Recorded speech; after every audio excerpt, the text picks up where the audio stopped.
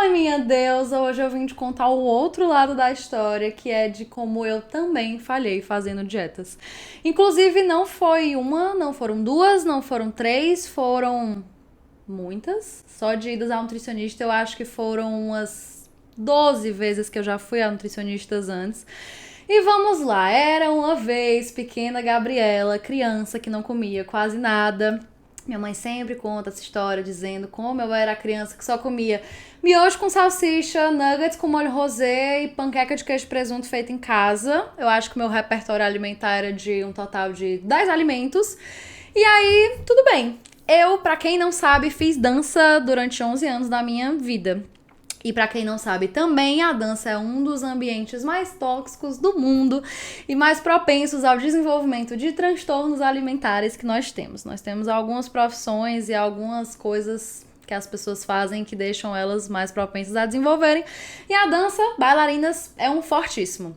Então eu comecei a fazer dança com 9 anos. Eu sempre fui uma criança normal, se é que a gente pode chamar alguma coisa de normal.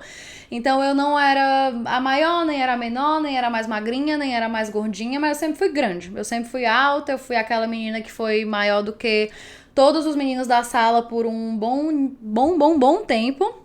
Mas, enfim, entrei na dança e aí passei ali os 9, 10 anos, comia muito, gostava muito de doce, era completamente formiguinha. E aí, na dança eu descobri que o meu corpo não era aceito, que o meu corpo não era adequado, que tinha um padrão massacrador, massacrante que a gente precisava se encaixar. Eu já cheguei ao vídeo, professora de dança, tu vai subir desse jeito no palco pra dançar? Tu vai ter coragem de botar aquela fantasia nua desse jeito com essa barriga e com essa celulite? Eu via meninas assim de, sei lá, 3 anos mais velhas que eu, de 13, 14 anos, colocando aquela segunda pele, aquela meinha fininha, porque não podia aparecer uma celulite que elas nem tinham, que era tudo vozes da nossa cabeça que ensinaram pra gente que os nossos corpinhos não eram aceitos. E assim, eu segui no meu padrãozinho alimentar de miojo com salsicha, mas tendo informações do mundo de que o meu corpo não era o mais bonito, não era o mais adequado e que eu precisava encaixar ele naquele padrão.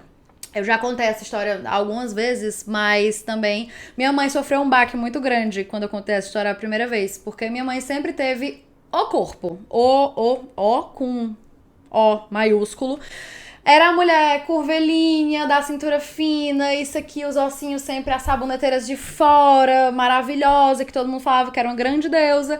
E eu ouvi desde muito nova a minha mãe falando o quanto ela queria ser mais magra, o quanto ela não queria ter o culote, o quanto ela queria ter a perna de tal jeito, ou menor, ou maior, e sempre olhando pro espelho e estando insatisfeita. E pra mim, a minha mãe era a mulher, e é até agora, a mulher mais linda do mundo. E eu olhava e falava, meu Deus, se o corpo da minha mãe, que todo mundo morre de elogiar, ela não gosta, o meu pobre velho corpinho aqui de criança, ele é completamente indesejado. Então eu sofria muito essa questão dentro da dança, essa pressão silenciosa dentro de casa, apesar da minha mãe nunca ter falado do meu corpo, nunca ter cobrado nada. E tem uma história muito importante, tem uma parte da história muito importante que eu esqueci de contar. Eu fui uma das crianças de endocrinologista. Ou seja, o que é a criança de endocrinologista? É aquela que ali pelos 9, 8 anos, a mãe fala, alguém fala, a pediatra fala, leva ela no endocrinologista que eu tô preocupada com o peso dela. E aí eu fui no endocrinologista aqui de Fortaleza, que infelizmente eu já descobri que algumas pacientes minhas passaram pela mesma, mas não vou jogar o nome dela aqui na mídia. E eu fiquei traumatizada, porque eu lembro até hoje, eu chegando no consultório, ela falando, você tá muito gordinha, se você continuar assim, você vai virar um adulto obesa e vai ficar com diabetes e você precisa jogar todas as suas lembrancinhas. Eu era viciada em bombom, bala, aquele negocinho de lembrancinha de aniversário de criança. E ela falava assim, você tem que jogar fora do caminho de casa, porque isso vai lhe deixar gordo e vai lhe fazer engordar, e você não come nada que presta. Então eu sofri aos 9 já um grandíssimo terrorismo alimentar. Entrei na dança já tendo passado por isso, já não... Ela entregou dietas assim, e eu nem segui porque, enfim, né? Mas... Resumo da história, eu entrei em grandíssimos ciclos de restrição e de exagero. chegava na dança, comia todos os brownies de lá da cantina. Aí depois eu dançava 3 horas seguidas e chegava em casa e eu comecei a ter comportamentos compensatórios. Então eu chegava em casa, ia fazer abdominal escondida no banheiro, ia fazer mais tempo de dança, chegava com 13 anos e falava pra minha mãe que eu queria ir pra academia, que eu precisava começar a tomar suco verde, precisava comer frango com batata doce. Não comia nada de salada, nada de legumes e comecei a ter essa relação muito disfuncional com a comida, que era pra mim uma coisa que eu não podia ter acesso, que eu não podia comer em excesso, porque senão eu ia virar adulta gorda, que a endocrinologista e o mundo me falavam que eu ia virar. E eu tentava me segurar e chegava em algum momento que eu comia. E isso foi na primeira Nutri, na segunda, na terceira. Eu fiz ciclos de dietas muito grandes, assim, durante os meus 13 aos meus 17 anos. Gente, eu tinha um Instagram chamado Foca no Vestido, pra minha formatura do terceiro ano, que era eu comendo frango e batata doce e abacatada para poder caber num vestido que eu mandei fazer. Então, pasme, eu não precisava caber no vestido, o vestido que deveria ter sido feito para caber no corpo que eu tinha.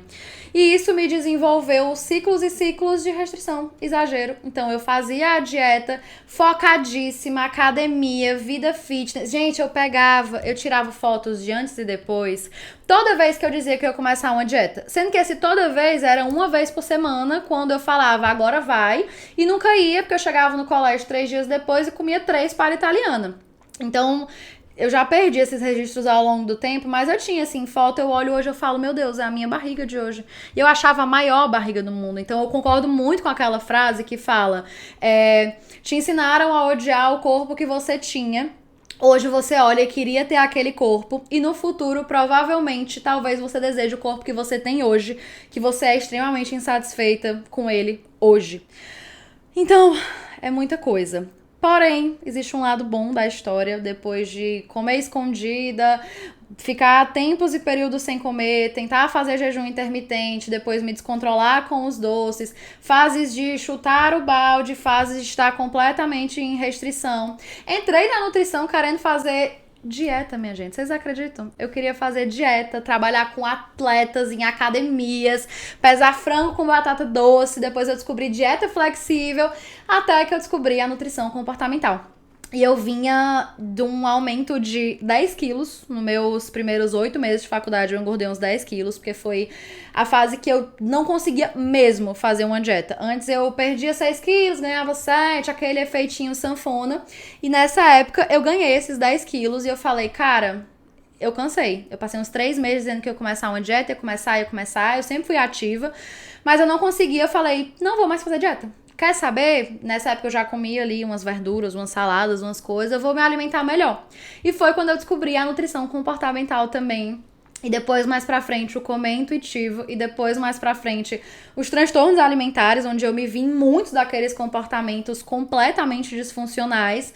Comecei a trabalhar com transtornos alimentares lá no ProNutra, comecei a estudar mais, me especializei completamente por fora da faculdade, porque na faculdade eu só tive um módulo, e apliquei pra mim. E eu sou o meu primeiro case de sucesso de uma pessoa que conseguiu se livrar das dietas restritivas, se livrar da mentalidade de dieta, sair dos ciclos de restrição e exagero, do 8 ou 80, do segunda-feira eu começo, de me despedir de comidas porque era supostamente a última vez que eu ia comer antes de entrar na dieta. Então, por isso que hoje eu faço o trabalho que eu faço, porque eu quero que cada vez mais milhares de pessoas, milhões de mulheres consigam se libertar também dessa prisão horrível que é viver odiando o seu corpo, tentando fazer uma dieta, se sentindo frustrada, achando que você é a única pessoa do mundo que não consegue, se comparando e vivendo nesse eterno ciclo de cansaço, restrição, exagero e tudo isso.